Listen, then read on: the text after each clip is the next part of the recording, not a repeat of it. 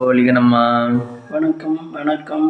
ம் எல்லோருக்கும் வணக்கம். எல்லாரும் நல்லா இருப்பீங்கன்னு நினைக்கிறேன். நானும் நல்லா இருக்கேன். ம்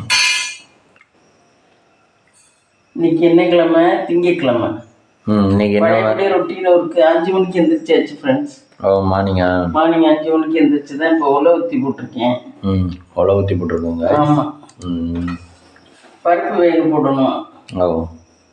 பருப்பு எடுத்து வேக போடணும். இல்லை, பருப்புக்கு குக்கர் எடுக்க வேண்டும். எடுக்க வேண்டும். நம்மளுடைய ஆயுதம் இதுதான் ஈஸியாக இருக்குது அந்த குக்கரை விட. அந்த குக்கர் வெயிட்டாக இருக்குன்னு சொன்னீங்க எல்லாரும். ஆமாம். பருப்பு கட்டி வச்சுருக்கோங்க.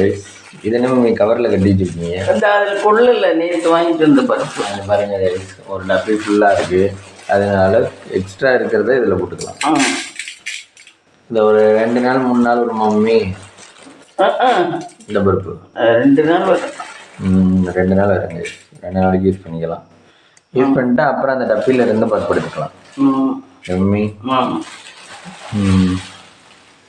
அப்புறம் நேற்று Indian cricket team, world cricket team world cup இது பண்ணியிருக்கான். உமன்ஸ் ஃப்ரெண்ட்ஸ் எல்லாருக்கும் வாழ்த்து சொல்லிக்கலாம் ஃப்ரெண்ட்ஸ். எவ்வளோ ஹார்ட் ஒர்க் பண்ணிப்பா. சவுத் ஆப்பிரிக்காவோட விளையாண்டுருக்காங்க. சவுத் ஆப்பிரிக்கா கூட. இதுக்கு முன்னாடி தோனி இருக்கையில் மென்ஸ் கிரிக்கெட் டீம் வின் பண்ணியிருக்காங்க 2011. இப்போ 2025 உமன்ஸ். இது லேடிஸ் இது கேம்ஸில் விளையாடுறத பற்றி உங்களுக்கு ஒப்பீனியன் என்ன? விளையாடலாம். எல்லாரும் உடல் வாக்கு ஒரே மாதிரி தானே. ஜென்ஸ் விளையாடலாம், லேடிஸ் விளையாடலாம். ஆனா லேடிஸ்க்கு வீட்டு வேலை இருக்குங்கிறதுனால நம்ம பண்றது இல்ல. அவங்க எல்லாம் அதுக்குன்னே போயிட்டாங்கல்ல கிரிக்கெட்டு. அதனால உங்களுக்கு அதுலயும் நோக்கம் இருக்கும். ஸ்டாமினா இதெல்லாம் அவங்களுக்கு சரி பண்ணிக்குவாங்களா? அதெல்லாம் சரியாது. உடல் வாக்கு 2 பேருக்கும் கொஞ்சம் ஆம்பளைக்கு கொஞ்சம் கூட இருக்கும், பொம்பளைக்கு கொஞ்சம் கம்மியா இருக்கும். நீங்க தானே சொன்னீங்க வல்லினம் மெல்லினம் சொன்னீங்கல்ல. கொஞ்சம் இதுதான். ஆனா அது அவங்க விளையாண்டு ஹார்ட் ஆகிக்கிறாங்க. அந்த மாதிரி பொம்பளையே கொஞ்சம் வல்லினமா தான் இருப்பாங்க. அவங்க விளையாண்டு ஹார்ட் ஆக்கிக்கிறாங்க. நம்மெல்லாம் புப்போல இருந்து இது சாப்பிட்டாயிடும். எதையுமே ஒரு உறுதியாக்கணும்னா நல்ல இது பண்ணோம்னா உறுதியாயிடுது இல்ல. அந்த மாதிரி அவங்க அதுக்குன்னு தனியாக இது பண்ணுவாங்க, ஒர்க் அவுட் பண்ணுவாங்க. பண்றாங்க.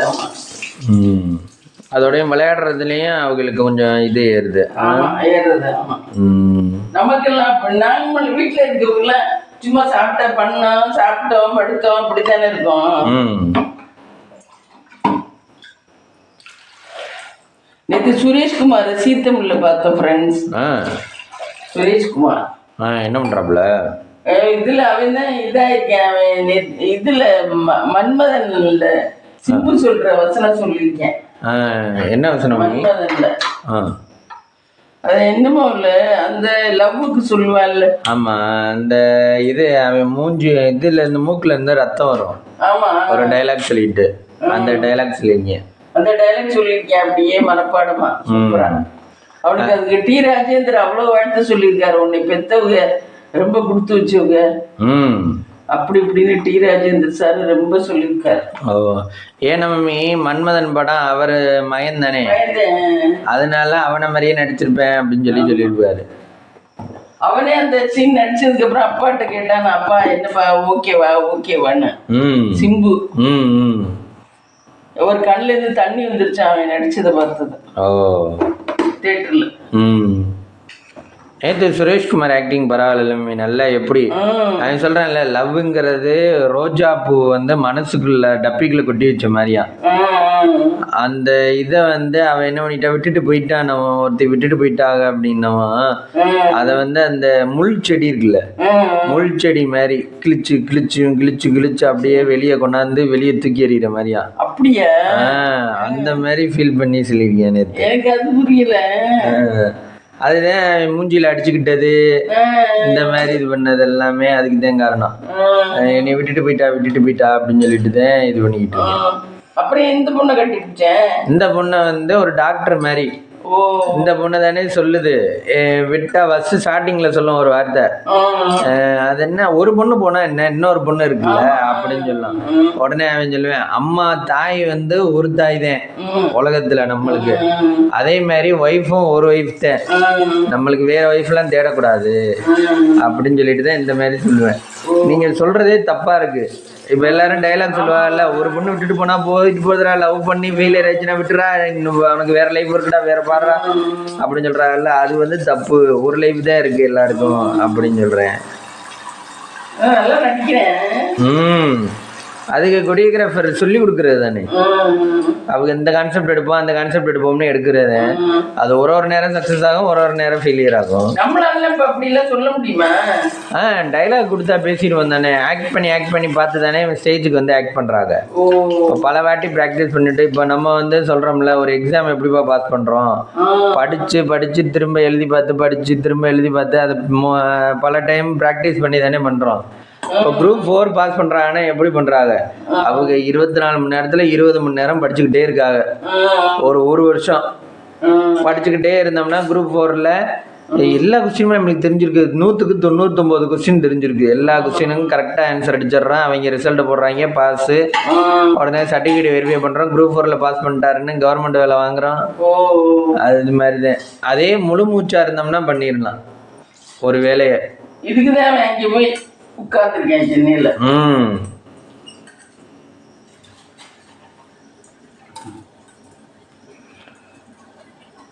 நேற்றுக்கு ஜட்ஜு பார்த்தீங்கன்னா சுஜிதா டி ராஜேந்தர், அப்புறம் வந்து இவங்க ஆலியா மன்சா. சின்ன பிள்ளை மாதிரியே அவங்க ஜட்ஜி மாதிரியே இல்லை. ஜட்ஜின்னா ஒரு இடத்துல உட்காந்து கமெண்ட் ஒழுங்கா சொல்லணும். அதை விட்டுட்டு ராதா அம்பிகாலாம் சொல்லுவாங்க பார்த்திருக்கீங்களா, அதே மாதிரி நளினி கூட ஏதோ ஒரு இடத்துல ஜட்ஜி சொல்லியிருப்பான்னு நினைக்கிறேன். நிறைய பேர் ஜட்ஜி பார்த்துருக்கோம். இது ஏன் இவங்க சிங்கர்லாம், இவங்க மனோ, சித்ராம்மா, இவங்கெல்லாம் உட்கார்ந்த இடத்துல சொல்லுவாங்க. அது என்னன்னா ஆலியா மன்சா ஓடி போய் சொல்லுது. சின்ன பிள்ளை, அதுக்கும் 35-36 வயசு இருக்கும். ஆலியா மன்சாக்கு நல்ல இன்கம் மம்மி. நல்ல இன்கம். அவங்களுக்கு எப்படி இன்கம் கூட. அது எப்ப மம்மி ஃபேமஸ் ஆக ஆரம்பிச்சு? அது ராஜா ராணி ஒரு இது சீரியல் எடுத்தாங்கல்ல, அதுல இருந்து ஃபேமஸ் ஆக ஆரம்பிச்சு. ராஜா ராணின்னு ஒரு சீரியல் எடுத்தாங்க. எது Vijay டிவியா?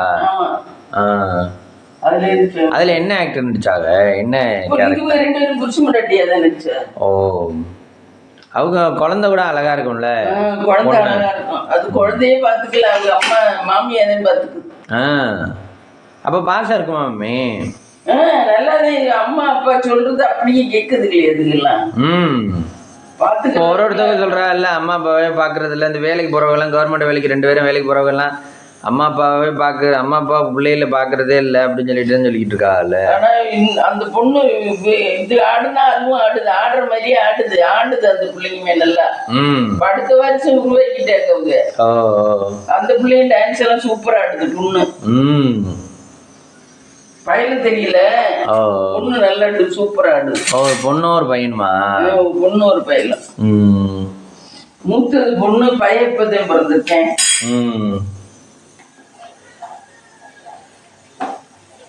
Alia Manasa Muslims mummy? Muslim அது. ஆனா எல்லா வெளிநாடும் சுத்துறா மம்மி.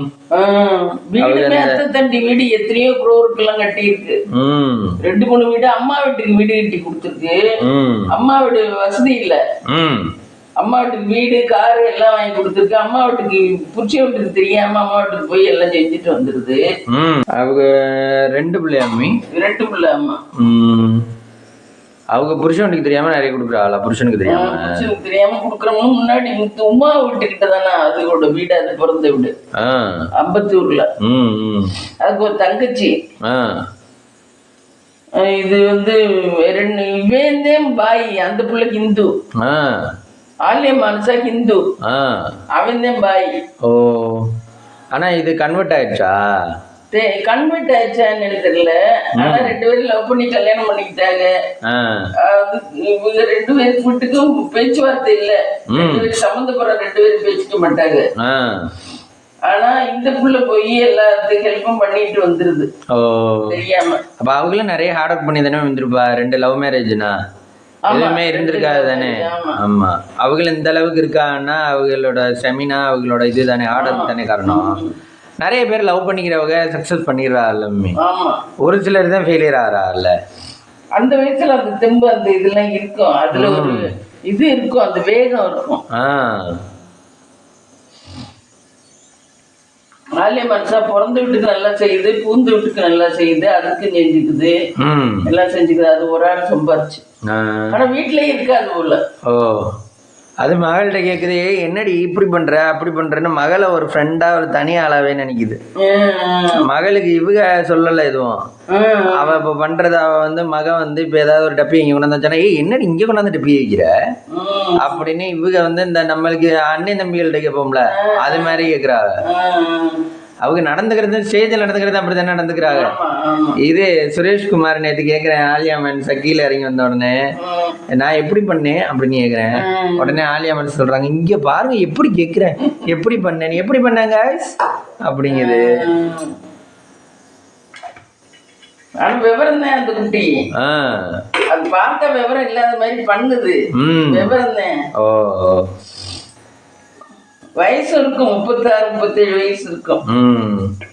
அவனுக்கு 40 வயசு இருக்கும். ஆனா முதல்ல ரொம்ப குண்டா இருந்தாங்க, இப்ப கொஞ்சம் குறைஞ்சிட்டால. ஆமா, ஆபரேஷன் பண்ணிதான் 2 பிள்ளையுமே பிறந்தது. அதுக்கெல்லாம் சிசேரியன் தான் 2 பிள்ளையுமே. ஓ, குடும்பத்தையும் முன்னோக்கி கொண்டு போகுதுங்க, அதுகளும் முன்னோக்குதுங்க பாரு. அதை கெட்டிக்காத்தனா அதோட ஃபீல்ட்லயும் முன்னேறி வருதுங்க, குடும்பத்தையும் முன்னேக்கி கொண்டு போகுது. இதுக்காக புள்ளை பிறக்கிறத நிறுத்தல, புள்ளைய வளர்க்கறத நிறுத்தல, எல்லாத்தையும் முன்னோக்கி கொண்டு, அதுதான் கெட்டிக்காத்தனம். பாத்துக்குது இல்ல. ஆமா, இப்ப ஒரு சிலர் எல்லாம் நான் அது போயிட்டேன்னா இது போயிடுவேன், என்னால பிள்ளையெல்லாம் பெக்க முடியாது, நான் பெக்க மாட்டேன் அப்படின்னு சொல்லல. அது ஒண்ணு. அப்புறம் வந்து இல்ல பிள்ளைகளை பத்திட்டு இந்த லைஃபுக்குள்ள வந்துட்டோம்னா நாளா நடிக்கலாம் போல, நாளா இங்கெல்லாம் பாட்டல அப்படிம்பாங்க. பரவாயில்ல, ஈவனா பண்ணிக்குது. ஆமா, அது சமத்தாதான் பண்ணிக்குது. அப்ப அதுக்கு சமைச்சு வேணும்ல. ஆமா, இல்லைன்னா நடத்த முடியாதுல்ல. அது பார்க்கதான் செல்ல பிள்ளை மாதிரி இருக்குது. ஒரு சிலர் பாக்குறதுக்கு வெள்ளேந்தி மாதிரி இருப்பாங்க, ஆனா காரியத்துல கெட்டியா இருப்பாங்க. அந்த மாதிரி இது இல்ல மேம். இப்ப ஜட்ஜுக்கான ரோல்னா ஜட்ஜு வந்து தெளிவா ஜட்ஜு பண்ணி சொல்லணும்ன்றதானே. அவங்க வந்து திடீர்னு கீழே இறங்கி வந்து தன்னோட நிலையில இருந்து கீழே இறங்கி வந்து கமெண்ட் பண்ணா, ஒரு சில ஜட்ஜு அப்படியும் பண்றாங்க, எக்ஸைட் ஆகி. சித்ராமாவெல்லாம் ஒவ்வொருக்கா அப்படித்தான் பண்ணுவாங்க, கீழே இறங்கி வந்து அவங்கள கட்டி பிடிப்பாங்க நல்லா பாடி இருந்தா. அந்த மாதிரி பசங்களா இருந்துச்சுன்னா அதுக்கு ரொம்ப பிடிக்கும் சித்ராமாவுக்கு. சித்ராமாவுக்கு குழந்தை இல்ல, அதனால சின்ன பசங்க ஏதாவது சாதிச்சாங்க பாட்டு பாடினாங்கன்னா ரொம்ப பிடிக்கும். கீழே இறங்கி வந்து அதுல கட்டி பிடிச்சு முத்தம் கொடுத்து தூக்கி அவ்வளவு பண்ணுவாங்க. ஓ, நல்லா பாடிடுச்சு, சூப்பரா பாடிடுச்சுன்னா. ஏன் மேம் சித்ராமா குழந்தை இல்ல அவங்களுக்கு? அந்த காலத்துல பொண்ணு இருந்துச்சா, எங்கேயும் போகல, அந்த பொண்ணு தண்ணிக்குள்ள விழுந்து செத்து போச்சான் பாவம். ஐயே, இந்த போட்டிங் மாதிரி போகும்போது அந்த இவங்க கவனிக்காம இருந்ததுக்காக தண்ணிக்குள்ள விழுந்து ரொம்ப நேரம் ஐயும் மிதந்து இதாயிடுச்சான். அப்ப வந்து அவ்வளவு தூரம் கவனிக்காம இருந்திருப்பா. அவருக்கு பாடுறது ரொம்ப பிஸியா இருந்திருப்பா அவருக்கு. இவங்க எங்கேயோ டூர் போயிருக்கேன். ஓ, அப்புறம் அவங்களுக்கு அந்த குழந்தைய ஆனா காப்பாற்ற முடியலையா? காப்பாற்ற முடியல, இறந்து வச்சு மறுக்க பிள்ளையே பிறக்கும். சித்ராமா நல்ல சிங்கர், நல்ல குணம். சித்ராமாவுக்குலாம் ஒரு தங்கமான குணம். சித்ராமாவும் மனோ காம்பினேஷன் தான் நிறைய பாட்டு பாடிருக்காங்க. மனோவும் சித்ராமாவும். எஸ்பிபிக்கு ரொம்ப பிடிச்சது சித்ராமா. எஸ்பிபி எப்ப பார்த்தாலும் கிண்டல் பண்ணுவாரு சித்ராமாவை. Oh, SPB love marriage. Love marriage, ஆமா. சித்ராமா லவ் மேரேஜ் இல்ல. சித்ராமாவுமே 40 வயசுக்கு மேலதான் பாடகராகவே வந்தாரு. 35 வயசு, ஒரு 30 வயசுக்கு மேலதான் அவங்களுடைய ஃபியூச்சருமே ஸ்டார்ட் ஆனிச்சு. அது வரைக்கும் இதே மாதிரி நல்லாதான் பாடிட்டு இருந்தாங்க. நான் ஒரு புக்ல பார்த்தேன். அப்பெல்லாம் அவங்க கேரளாவில், அப்பெல்லாம் அவங்க ஃபேமஸ் ஆகல. அவங்க சொந்த ஊர் கேரளாவா? சரி. அங்க இதுக்கே பாடிக்கிட்டு தான் இருந்தாங்கன்னா அப்பெல்லாம் ஃபேமஸ் ஆகல. அதுக்கப்புறம் ஏதோ ஒரு இதுல வந்து நிகழ்ச்சியிலேயோ இதுலயோ வந்து சும்மா இப்படி பாடும்போது யாரோ டைரக்டரோ யார் கண்ணில் படணுமோ அவங்க கண்ணில் பட்டிருக்கு.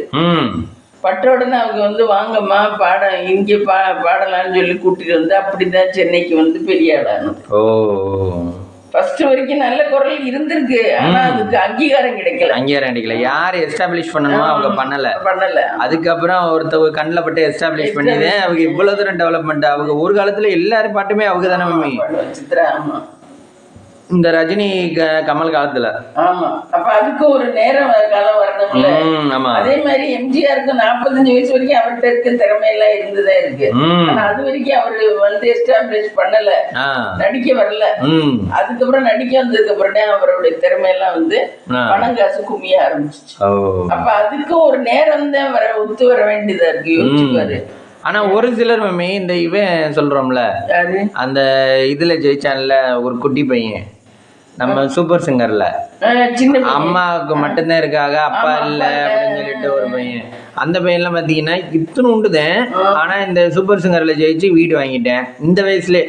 இப்ப நம்மளோட வாழ்நாள் லட்சியம், நம்ம வாழ்நாள் லட்சியம் என்ன? ஒரு வீடு கட்டுறது, ஒரு கார் வாங்குறது.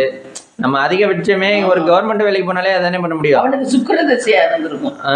அது ஒரு சில வயசுல சுக்கிரதசை வந்திருக்கும்.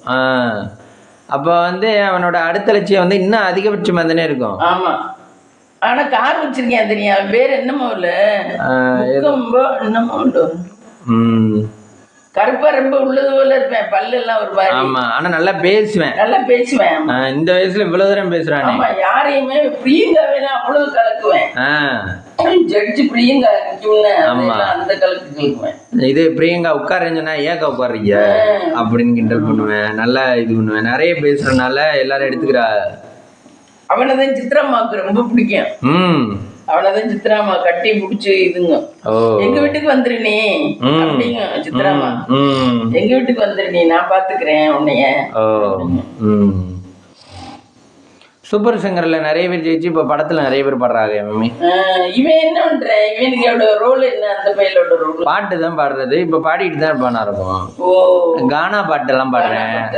எல்லா இடத்துலயும் கானா பாட்டு பாடுறது, இந்த மாதிரி விஷயங்கள் நிறைய பாடுறேன். ஆனா மணி வந்துகிட்டு தான் இருக்கும். கானா பாட்டு அது இதுன்னு பாடிக்கிட்டு இருக்கேன். படத்துல எடுக்கலைனாலும் கானா பாட்டு தனியா இப்ப இந்த கோயில் திருவிழாக்கள் எல்லா இடத்துலயும் கூப்பிடுவாங்க, கச்சேரிகள் கூப்பிடுவாங்க. அவரை கூப்பிடுவோம்பா, அவரை கூப்பிடுவோம்பா. ஆமா, விஜயோட அந்த படத்துல நடிச்சிருக்கேன்ல. ஆமா, அவன் இப்பவே சரிசமா பெரிய ஆளுகளுக்கு சரிசமா நம்மளாம் இன்னுமே யோசிச்சு பேசுற மாதிரி இருக்கும். அவன் வந்து இப்பவே சூப்பரா பேசுறான். அவன் பேசுறதெல்லாம் அங்கீகாரம் ஆயிடுது, எல்லாரும் சிரிக்கிறாங்க. அவன் பேசுறதுக்கு அது ஒரு குத்தமாவே எடுத்துக்கல.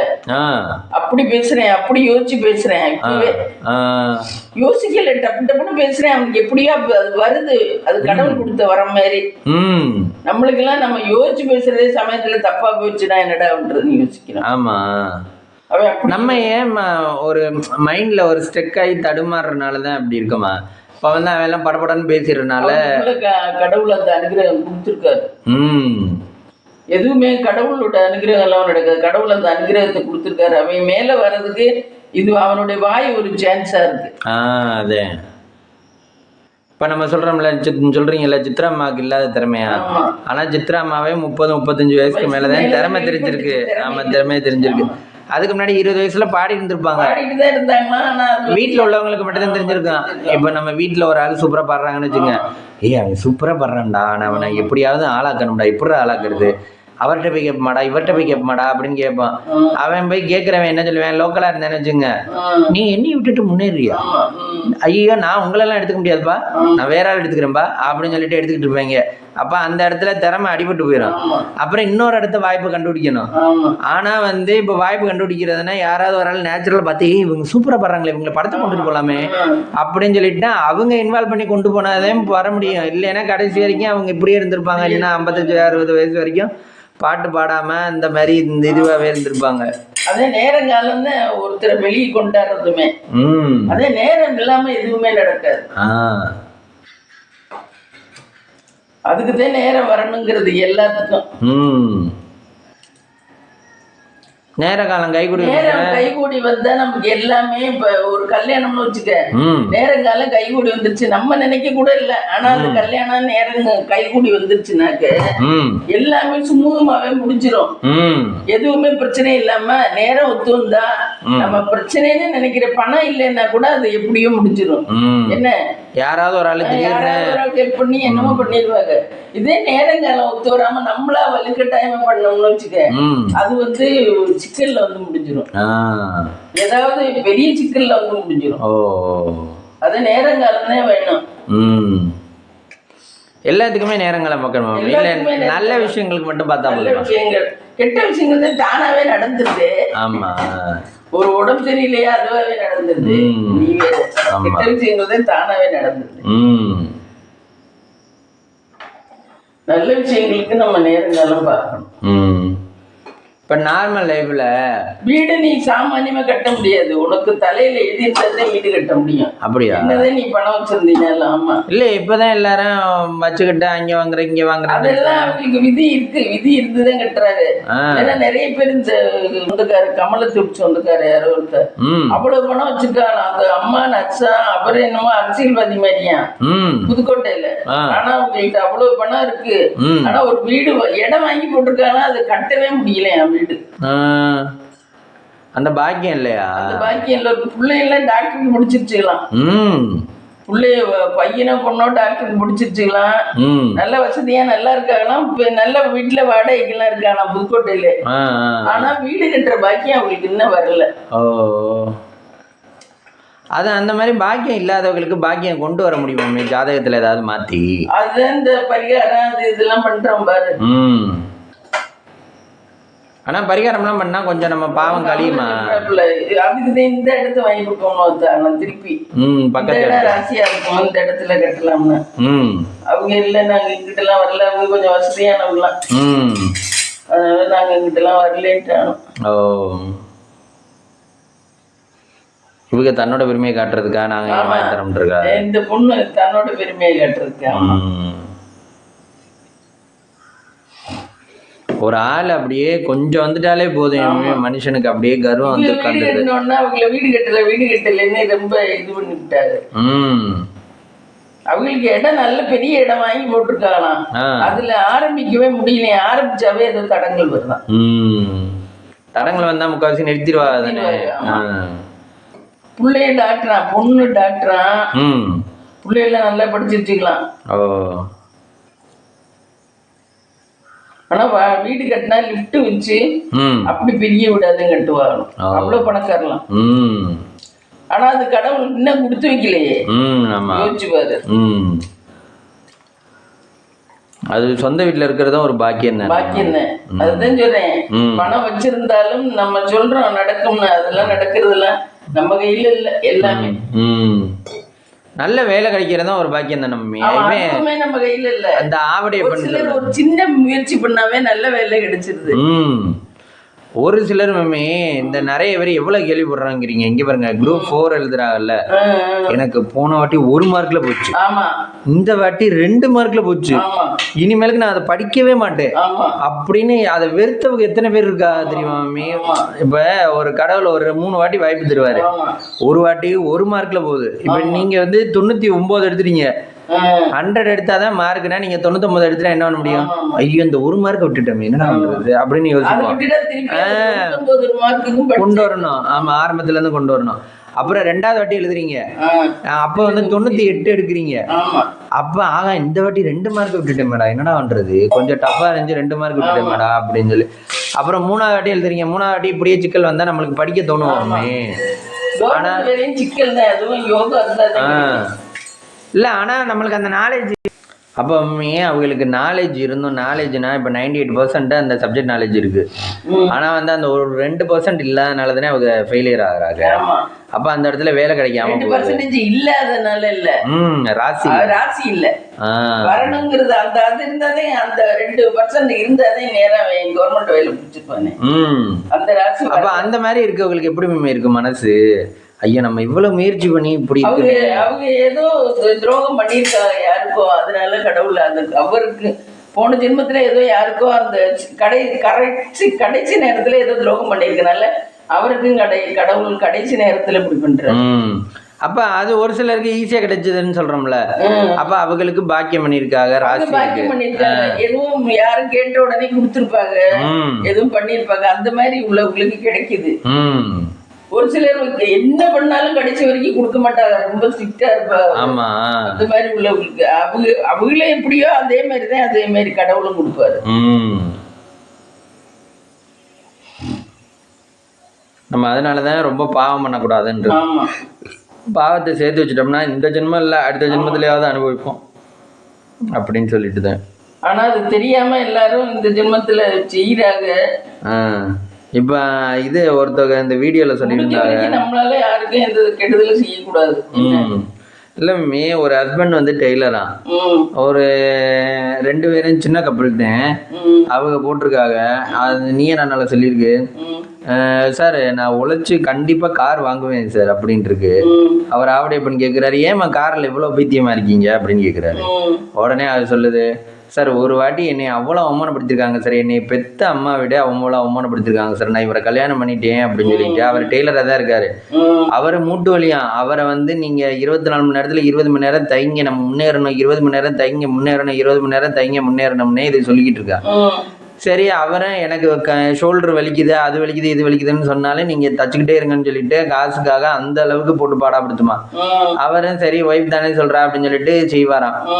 அப்ப அது சொல்லிச்சு, நான் வந்து ஏதோ ஒரு ட்ரெஸ்ஸை வாங்கி கொண்டே அவங்க வீட்டுல இருக்க பொம்பளை பிள்ளைங்களுக்கே யாருக்கும் கொடுத்துச்சான், அம்மா வீட்டுல. ஆமா, அவங்க அம்மா சொன்னாலும் அவங்க அம்மாவே, நீ வசதி இல்லை இந்த நீ உன் ட்ரெஸ்ஸை நீயே வச்சுக்கிட்டு வேணாம்டி அப்படின்னால ஏன் கண்ணு முன்னாடி என் ட்ரெஸ்ஸை திருப்பி கொடுத்தாங்க சார். அப்ப எவ்வளவு வலி இருந்திருக்கும் சார் எனக்கு. ஒருத்தங்க பெத்த அம்மாவே அவமானப்படுத்தல, பெத்த அம்மாவுக்கு தெரியும் அவ எப்படி சம்பாதிக்கிற, அவங்களுக்கு எப்படி கட்டி கொடுத்தோம் என்ன ஏதுங்கிறது. பெத்த அம்மா அப்பதான் சார் நான் யோசிச்சேன், நம்ம ஒரு கார் வாங்கணும், கண்டிப்பா நம்ம வந்து வாழ்க்கையில் வெற்றி பெறணும் அப்படிங்கிற லட்சியம் வந்துச்சு. அந்த மாதிரி ஒருத்தங்க இவ்வளவு தூரம் அவமானப்படுத்துறாளே அப்படின்னு சொல்லிட்டு. என்ன பெத்த தாய் என்னன்னா மம்மி, யாருமே இப்ப வலிக்காம இருக்கிறதுக்கு மாப்பிள்ளை நல்லா இருக்கேன்னு வச்சுங்க, 2வது மாப்பிள்ளை கொஞ்சம் டல்லா இருக்கேன்னா மாப்பிள்ளைக்கு கொடுக்குற மரியாதை அளவுக்கு இவங்களுக்கு கொடுக்கறது இல்ல, அந்த பொண்ணுக்கும் தர்றது இல்ல பையனுக்கும் தர்றது இல்ல. அதுக்கு எல்லாருக்கும் வரணுங்கிற விதி இருந்தாதான் வர முடியும். ரொம்ப நம்ம வளைச்சோம்னா அது ஒடிஞ்சு போயிடும். இப்ப அவருக்கு முடியல தைக்க சொல்லுது இல்ல, அவருக்கே உடம்புக்கு ஏதாவது ஆயிடுச்சுன்னா இந்த பிள்ளை என்ன பண்ணும். அதுக்கப்புறம் ரொம்ப ஒரு மரத்தை பிடிச்சி நம்ம வளைக்க முடிஞ்ச அளவுதான் வளைக்கலாம். அது வளைக்க முடியலன்னா அது நம்ம ரொம்ப தம்பட்டி வளைச்சோம்னா அது ஒடிஞ்சு போயிடும். ஒடிஞ்சு போனா ஒண்ணுக்கும் பிரயோஜனம் இல்லை. ஆமா, அதுக்கு இருக்கிற அளவே ஒட்டிட வேண்டியது, நம்ம தலையில தீதுன்னு நினைச்சுக்க வேண்டியது, அவ்வளவுதான். அவங்க எல்லாம் கொஞ்சம் கஷ்டப்படாதனால அவங்க வளைச்சு பார்ப்போம்னு வளைச்சுட்டு இருக்காங்க. ஒரு நாள் லேட்டனா ஒரு நாள் நல்ல நிலைமைக்கு வந்துடலாம். அவர் டெய்லரை தச்சுக்கிட்டு தான் இருக்காரு. அவர் அதான் சொல்றாரு, நான் 12 மணி நேரம் 15 மணி நேரம் தச்சுக்கிட்டு தானடி இருக்கேன் அப்படின்றாரு. அது சொல்லுது, இன்னும் நீங்க தைக்கிறத பத்தாது, நைட்டெல்லாம் ஆர்டர் வாங்கி தைங்க அப்படிங்கதான். சரி ஓகே, அவர் சொல்றான்னு தான் நானும் செஞ்சுக்கிட்டு இருக்கேன். நம்ம யூடியூப்ல சத்யான்னு ஒரு பொண்ணு பாரு, சத்யான்னு அவங்களும் டெய்லர் தான். அது புருஷனும் அவங்களுமே வாடகை விடுதேன், நல்லா தைக்கிறாங்க, நல்லா ஆர்டர் எடுக்கிறாங்க. அது வந்து பியூட்டி பார்லருக்கு அவர் பொண்டாட்டி சத்யா சந்தியா அவங்க சேனல். அவங்களும் அம்மா வச்சிருந்து ரொம்ப வைத்தியம் பார்த்தாரு. இந்த பொண்டாட்டி நகையெல்லாம் வச்சு அம்மாவுக்கு வைத்தியம் பார்த்தாரு. அம்மாவுக்கு கிட்னில ஏதோ பிரச்சனை, அவரோட அம்மாவுக்கு நிறைய வைத்தியம் பார்த்தாரு. பார்த்தா அந்த அம்மா கடைசி என்ன ஒண்ணு அதுக்கு ஒரு 15-20 லட்சம் இருந்துச்சு இருக்கு பணம். அதை என்ன பண்ணிருச்சு இந்த அம்மா, இவங்களோட ஏதோ பிரச்சனை வந்தோடனே திரும்ப மருமக தலையை தேய்ச்சி குளியாட்டும் நல்லா பாத்துக்கும். அப்படி இருக்கையில அந்த அம்மா என்ன பண்ணிருச்சு, அந்த 15 லட்சத்தையும் யாரும் சொந்தக்காரர்களுக்கு கொடுத்துட்டு, நான் அவங்களோட போயிருக்கோம்னா அந்த 15 லட்சத்தையும் கொடுத்துட்டு மகனை விட்டுட்டு சொந்தக்காரர்களோட போயிருக்கு. இப்ப இவங்களை விட்டுட்டே போயிருச்சு, சொந்தக்காரர்களோட போயிருக்கு. இவங்க 2 பேரும் இப்ப கஷ்டப்பட்டுதான் தைக்கிறாங்க, ஆர்டர் எடுக்கிறாங்க. ஆனா அமெரிக்கா யூஎஸ்ல இருந்தெல்லாம் நிறைய துணிமணி வருது ரேக்ல தைக்கிறதுக்கு. அமெரிக்கால இருந்தாலும் இங்கே தைப்பாளம். ஆமா, தச்சு அனுப்புறாங்க, இவங்க அனுப்புறாங்க. இல்ல மேமி, இப்ப வந்து நான் ஒரு மெட்டீரியல் இங்க கன்னியாகுமரியில இருந்து இங்க கேட்கறதுக்கு ஃப்ரைட் சார்ஜஸ்ன்னு ஒண்ணு போடுறாங்க. ஜிஎஸ்டி போட்டு, ஜிஎஸ்டிங்கிறது பில்ல போடுற டாக்ஸ், ஃப்ரைட் சார்ஜஸ் அந்த கனமா இருக்கிற பொருளை அனுப்புறோம்ல அப்படின்னு சொல்லிட்டு ஃப்ரைட் சார்ஜஸ். இவங்களுக்கு உதவணும்னு நினைக்கிறாப்பா.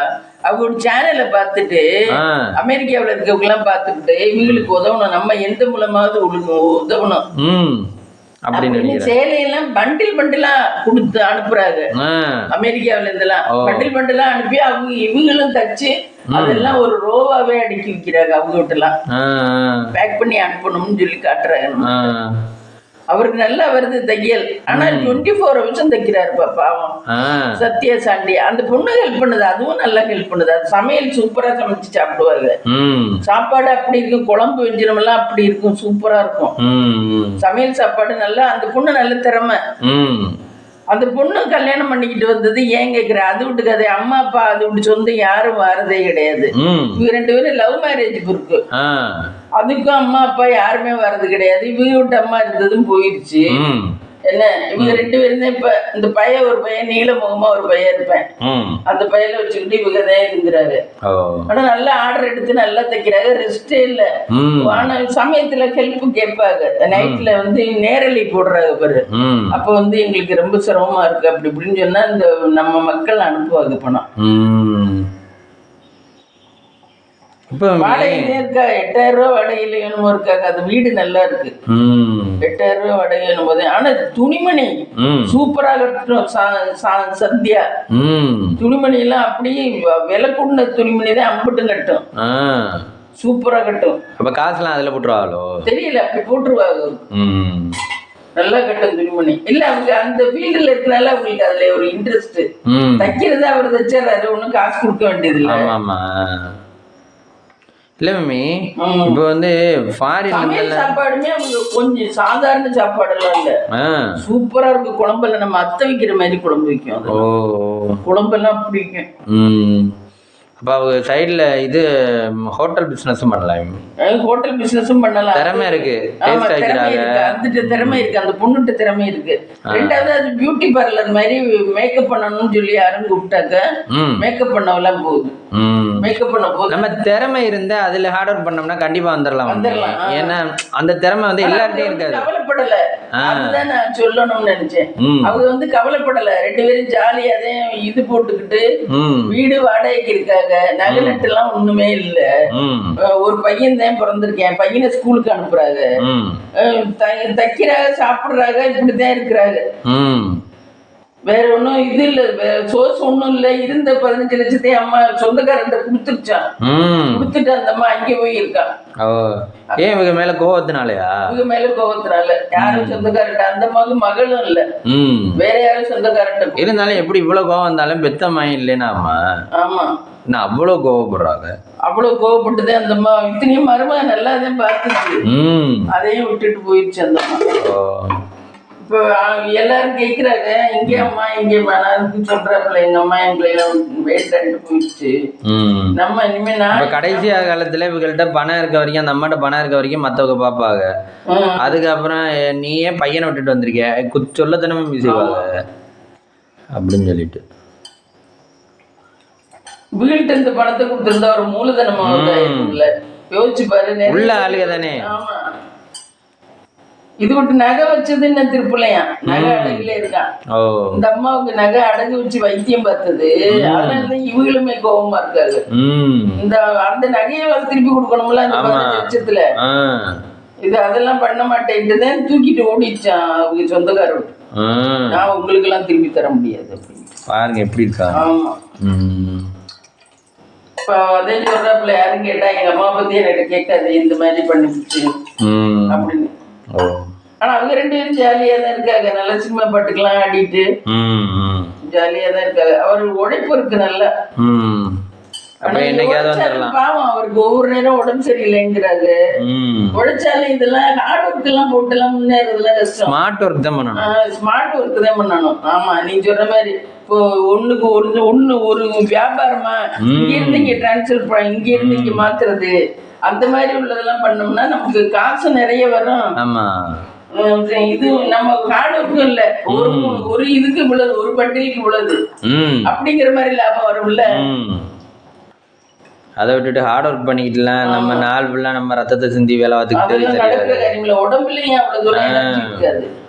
வயசு ஏறிக்கிட்டே போகுதுல்ல ஒரு வருஷம். சாதம் வந்துருச்சா மம்மி? சாதம் வந்துருச்சு. சாதம் வந்துருச்சு. இங்கே குக்கர்ல சாம்பாருக்கு வச்சிருக்கேன் ஃப்ரெண்ட்ஸ். உருளைக்கிழங்கு ஃப்ரை பண்ணணும். உருளைக்கிழங்கு கழுவி எடுத்து வச்சிருக்கேன். சரி சமைச்சிட்டு பார்க்கலாம். சமைச்சிட்டு பார்க்கலாம். ஃப்ரெண்ட்ஸ், காலையில் பிரேக்ஃபாஸ்ட் பார்த்தீங்கன்னா தோசை, அதுக்கு சாம்பார், மதியத்துக்கு இதே சாம்பார் தான். ஓகே. மதியத்துக்கு சுட சுட சாதம் வச்சுட்டேன். இவனுக்கு கட்டுறேன். உருளைக்கிழங்கு மசாலா. இதான் ஃப்ரெண்ட்ஸ் இன்னைக்கு நம்ம வீட்டில் லஞ்ச் அண்ட் பிரேக்ஃபாஸ்ட். வாங்க சாப்பிடலாம். இந்த வீடியோ பிடிச்சிருந்தா லைக் பண்ணுங்கள், ஷேர் பண்ணுங்கள், கமெண்ட் பண்ணுங்கள், சப்ஸ்கிரைப் பண்ணுங்கள்.